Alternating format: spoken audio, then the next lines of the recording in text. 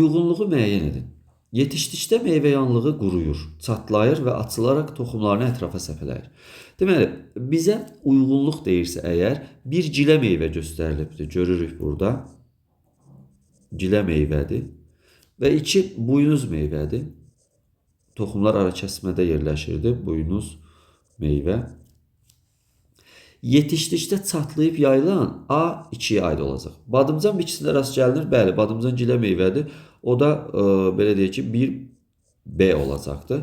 Meyvə yanlığı qurudur. Quru meyvə yanlığı buynuz meyvəyə aiddir. C bura aid olacaqdır.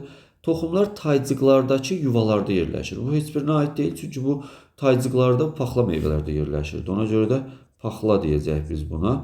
Toxumlar arakəsmə üzərində yerləşir. A, C, E olacaqdır. Deməli, 1B, 2A, C, E olaraq qeyd olunacaqdır.